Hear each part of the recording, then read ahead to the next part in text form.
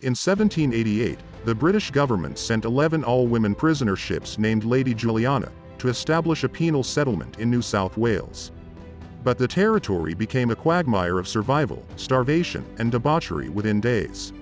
You have no idea just how wild those convict ships could get, especially that the Shad were full of female prisoners. Today, we're exploring the terrifying and wild world of the Lady Juliana, the floating brothel and the most scandalous convict ship of all time. Great Britain began colonizing Australia in 1787 with the departure of the so-called First Fleet of ships. Aboard these ships were male and female prisoners, as well as officials whose goal was to establish a penal colony around modern-day Sydney. The Lady Juliana was part of the second fleet of ships meant to bring another round of convicts along with food and supplies for the young colony. The British government specifically commissioned the Lady Juliana to transport a group of no fewer than 200 female convicts to Australia.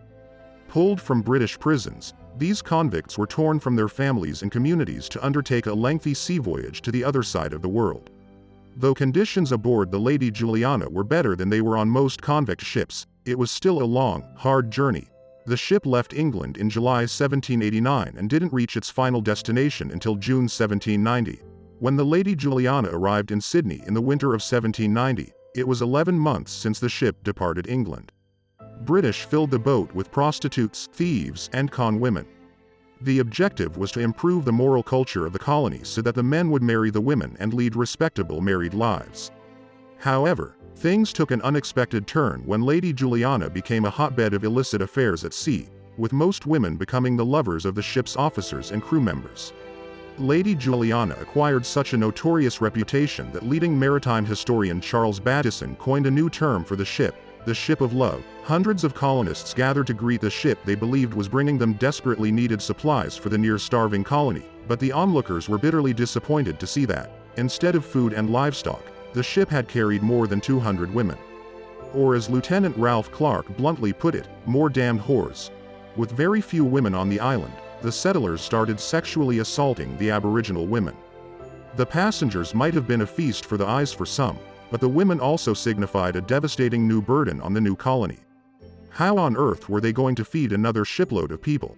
6 Marines had recently been hanged for stealing food, and 90% of the diet in Sydney consisted of rice wriggling with weevils. While the arrival of the Lady Juliana did little to alleviate the starvation crisis in the colony, the ship did bring long-awaited letters from loved ones and news from England, including news that the French Revolution had erupted in 1789. Every man on board the Lady Juliana indulged in a sexual relationship with a convict woman, so, not surprisingly, most of the women either arrived in Sydney pregnant or gave birth at sea. The journey from England was lengthy but clearly pleasurable, compared to the experience of the First Fleet and sheer heaven to the hell that was the Second Fleet, where 40% of convicts died. So it's no surprise the Lady Juliana took nearly a year to get to Australia, compared to Surprise, which took 158 days, and Neptune, 159 days. Many of the ship's sailors took the convict women as wives. There was no hiding the fact that the women were intended to be sex objects and breeding mares for the men in the colony, who greatly outnumbered the women who'd arrived with the First Fleet. A seaman who witnessed the arrival of the women from the Lady Juliana wrote, "They were all fresh, well-looking women. It was 229 years ago that the Lady Juliana earned a reputation for sexual escapades at sea, leading maritime historian Charles Bateson to coin a new name for the ship, the floating brothel. Not every relationship was based on love, but not all relationships were based on love.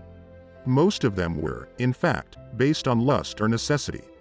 It certainly made lives less lonely for the men and women as they got to occupy better beds and rooms than their prison cells." The consent age in 18th century Britain was 10 years old, and while most women on the ship were in their 20s and 30s, around 51 were teenagers. In fact, 14-year-old Jane Forbes was the youngest to become pregnant. The arrival of Lady Juliana also meant that the percentage of women in the colony went from about 20% to 40%. Thanks to the pregnancies created on board, the population further increased. A shipload of women. In 1788, the First Fleet was launched under the command of Governor Phillip, transporting 759 convicts, 13 children, as well as seamen, merchants, officials and livestock to create Botany Bay. But the penal colony struggled to survive as food supplies quickly dwindled. The new settlers were inexperienced farmers and much of the livestock sent from Britain had died. British Home Under Secretary Evan Nepean decided the best solution would be to send more women to Australia so they'd be able to help improve morals in the colony as well as bump up the population.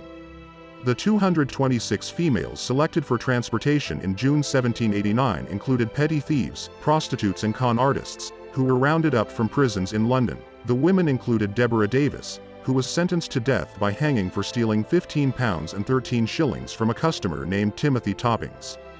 But she was reprieved and put on the ship for Australia. Elizabeth Riley, Mary Barnes, Anne Bryant and Catherine Clark were all sentenced to 7 years in Australia for stealing 10 yards of fabric. Sex workers Mary Williams and Catherine White were convicted of robbery and ordered on board the Lady Juliana, while Anne Doyle and Anne Poor were given the same sentence for burglary.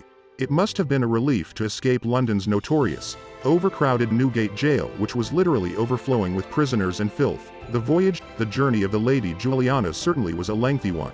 Sailing via Tenerife, Cape Verde, Rio Janeiro, where it stayed for 7 weeks, and the Cape of Good Hope, where it stayed for 4 weeks. At every port, the women convicts were allowed plenty of liberty. Some women freely serviced and entertained the seamen in the ports. When they were first on board the ship, the women had to sleep on the orlop deck, close to the section that held sewage. Not entirely pleasant, but a darn sight better than the horrors of Newgate. The ship's all-male crew were encouraged to take wives for the duration of the journey, which worked out rather splendidly for all parties. Not only were the women allowed many exclusive privileges, they were also given the opportunity to greatly improve their position, not only on the ship but for their future, as many of these ship love affairs were long-lasting. It didn't really matter if the couples came together due to lust, love or basic necessity. It made life on board a lot easier and certainly a lot less lonely. About 1 in 5 of the passengers was a teenager, while most of the women on the Lady Juliana were aged in their 20s and 30s, around 51 were teenagers. According to historian Pamela Horn, 14-year-old Jane Forbes was the youngest to give birth before the ship reached Port Jackson. In 18th century England, the age of consent was just 10 years old, so many of the men had themselves teenage wives for the duration of the voyage. The Loveboat. The most prolific of the onboard romances was experienced by John Nichol, a steward on the Lady Juliana, who kept a detailed journal of the voyage. He wrote about the wives the men chose for themselves. Motley While collection the women were of body mostly seen women. as scum in England, nothing stood in the way of true love. Nichol writes, "When we were fairly out at sea, every man on board took a wife from among the convicts, they nothing loath. The girl with whom I lived, for I was as bad in this point as the others, was named Sarah Whitlam. She was a native of Lincoln, a girl of modest reserved turn, as kind and true a creature as ever lived. I courted her for a week and upwards, and would have married her upon the spot, had there been a clergyman on board. She had been banished for a mantle she had borrowed from an acquaintance. Her friend prosecuted her for stealing it, and she was transported for 7 years. I had fixed my fancy upon her from the moment I knocked the rivet out of her irons upon my anvil, and as firmly resolved to bring her back to England, when her time was out, my lawful wife, as ever I did intend anything in my life. She bore me a son in our voyage out. What has become of her, whether she is dead or alive, I know not. That I do not, is no fault of mine, as my narrative will show. Most of the women on board the ship had committed petty offences. The women being transported to New South Wales on the Lady Juliana were prisoners, but their lives were upended for infractions that appear minor in the 21st century. Though some of the women aboard the Lady Juliana might have been ladies of the night, that's not why they were sent to Australia. Harlotry was not a transportable offence. Most of the women on the ship had been arrested and sentenced for various degrees of theft. Their offences ranged from highway robbery to shoplifting and pickpocketing. Sarah Whitlam, aged 18 years old. Sarah Whitlam was convicted of stealing a haul of clothes with force and arms, a charge she strenuously denied. The Scottish sailor, John Nichol, claimed that he fell in love with her at first sight when he was instructed to remove her chains. Prior to boarding the Lady Juliana, Whitlam had been forced to travel for 36 hours strapped to the outside seat of a coach, which would have been horrendous in an English winter. I first fixed my fancy on her the moment I knocked the rivet from her irons upon my anvil, John Nichol wrote.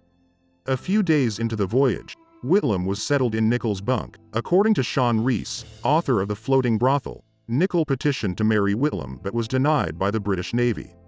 He pursued his request for the next year, until he was forced to return to England. Later, he was devastated to hear that Whitlam married another man 2 days after his departure. Rees claims the seaman tried various forms of contraception, but clearly those attempts were useless because 7 babies were born on the ship and many more were born shortly after arriving in Australia. Elizabeth Barnsley, one of the most interesting women on the Lady Juliana, was Elizabeth Barnsley, who, according to her convict records, had been sentenced to prison for stealing 17 yards of muslin cloth. On the voyage she became a mother figure in more ways than one. John Nichol described Barnsley in his memoirs as a noted sharper and shoplifter, whose family, for 100 years back, had been swindlers and highwaymen. Displeased with what she'd been expected to wear on boarding the Lady Juliana, Barnsley petitioned the government agent to wear her own clothes instead of convict dress.